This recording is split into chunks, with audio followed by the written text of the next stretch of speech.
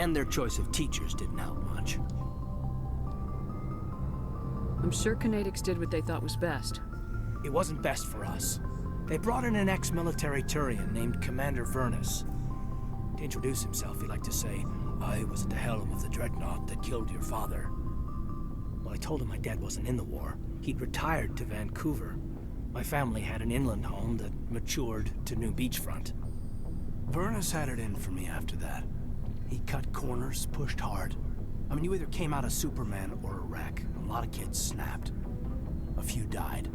The point of all of this, I guess, is that when you cut corners, it's not always obvious who pays for it. So why are you telling me this? Is there something I can do to help you get over it? I'm 32, Shepard. You don't serve as long as I have without coming to terms with yourself. You also learn that if someone is special to you, you help them. Try to keep them from making mistakes. Special, huh? If I'm out of line, just say the word. You're not out of line, Caden. But there are regs. I get you, Shepard. I don't make a habit of complicating the chain of command. Just think about what I said.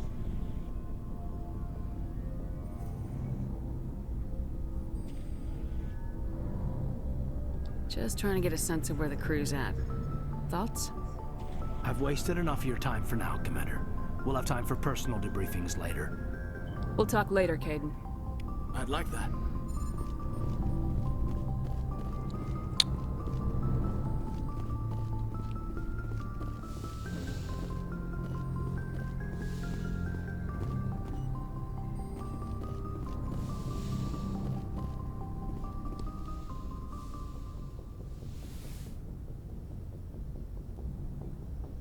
If you are here to talk about Benezia's death, you need not bother.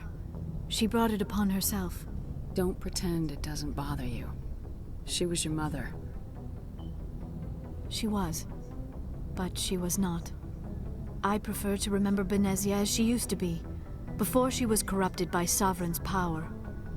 The best of your mother lives on in you. Her determination, her intelligence, her strength. That is kind of you to say. I appreciate your concern, but I am fine. Benezia chose her path, just as I have chosen mine. I am with you until the end, Shepard. Tell me about yourself, Liara. Me? I am afraid I am not very interesting, Commander. I spend most of my time on remote digs, unearthing mundane items buried in long-forgotten Prothean ruins. Sounds dangerous. And lonely. Sometimes I would run afoul of indigenous life forms or stumble across a small band of mercenaries or privateers, but I was always careful. Until the Geth followed me to Artemis Tau. I never found myself in any situation my biotics could not handle. As for the solitude, well, that is one aspect that most appealed to me. Sometimes I just need to get away from other people. You don't like other people? I suppose it comes from being a matriarch's daughter. People expected me to follow in Benezia's footsteps. They wanted me to become a leader of our people. Matriarchs guide their followers into the future. They seek the truth of what is yet to come. Maybe that's why I became so interested in the secrets of the past. It sounds so foolish when I say it out loud. It sounds like I became an archaeologist simply to spite Benezia. All children rebel against their parents. It's a natural part of growing up. Aha, you share the wisdom of the matriarch, Shepard. That is exactly what Benezia said when I told her of my decision. But there was more to it than that. I felt drawn to the past. The Protheans were these wondrous, mysterious figures. I wanted to know everything about them. That is why I find you so fascinating. You were marked by the beacon on Eden Prime. You were touched by working Prothean technology. Sounds like you want to dissect me in a lab somewhere. What? No! I did not mean to insinuate. I never meant to offend you, Shepard. I only meant that you would be an interesting specimen for an in-depth study. No, that's even worse. Calm down, Liara. I was only joking. Joking? Oh, by the goddess, how could I be so dense? You must think I am a complete and utter fool. Now you know why I prefer to spend my time in the field with data disks and computers. I always seem to say something embarrassing around other people. Please, just pretend this conversation never happened. I'd like to know more about the Asari. We were the first species to discover the Citadel. We were instrumental in forming the Council, and we always strive to be the voice of peaceful cooperation in galactic disputes. My people believe we are all part of a single galactic community. Each species contributes something to the greater whole. Although we seek to understand I think we did this other before, species, too. it seems few of them seek to understand us. The galaxy is filled with rumors and misinformation about my people. I should go. Goodbye, Shepard.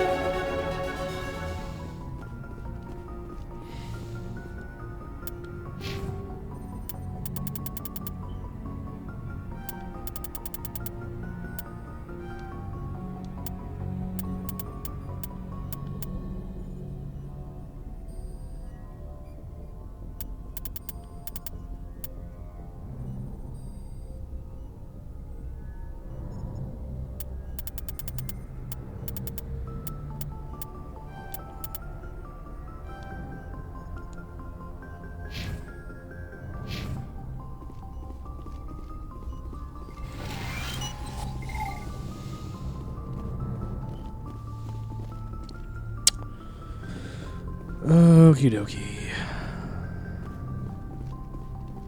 Oh, wait, no. That's not anything I need to go check out. Alright.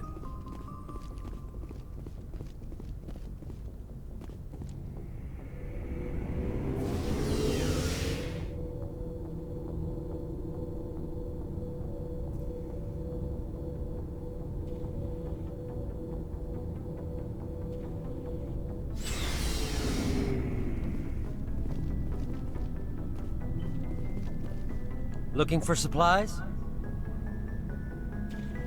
Let's see what you got. You bet, Commander.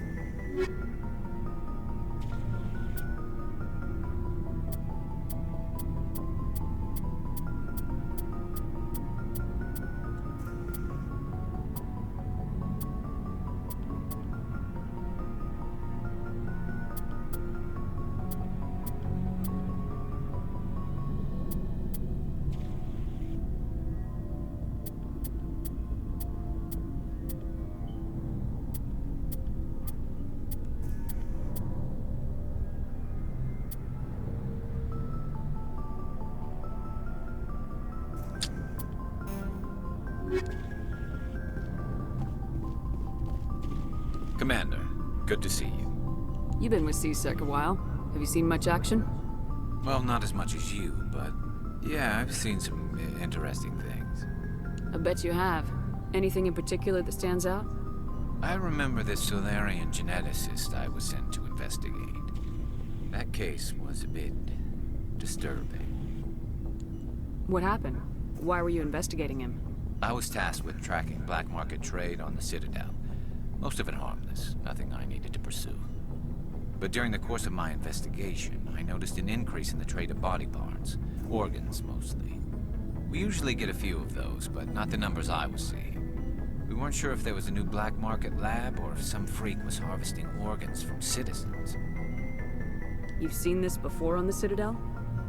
Every so often, some lab sells unwanted parts through the black market, but they're not as bad as the psychos. I remember this one Elcor diplomat we caught in my first year on the job. He was hacking people up and selling their organs. Had the station in a bit of a panic. But this case wasn't that clear-cut. Turns out there was more going on than we first realized. So how did you figure out what was happening? First, we got a hold of a sample and ran DNA tests. The weird thing was, the match led us to a Turian who was still alive and was very convinced he'd never lost his liver. After a bit of digging, I discovered this Turian worked briefly for Dr. Salion, the geneticist. So I went to his lab hoping to find evidence of cloned organ development, but there was nothing. No Solarian hearts, no Turian livers, not one Krogan testicle. You're kidding, right? Why would anyone want Krogan testicles? Some Krogan believe that testicle transplants can increase their virility, counteract the effects of the genophage. It doesn't work, but that doesn't stop them from buying. They'll pay up to 10,000 credits each. That's 40,000 for a full set. Somebody's making a killing out there. Yeah. What'd you do about the geneticist? I brought in some of his employees for interrogation, to see if I could get them to talk. While I was interviewing one of them, I came across something suspicious. You mean threatening? Was that really necessary? Maybe, maybe not. Either way, it paid off.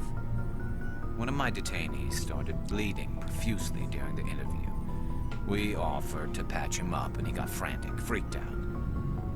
I ordered a full exam to find out what was going on. Our medics found incisions all over his body, some of them fresh.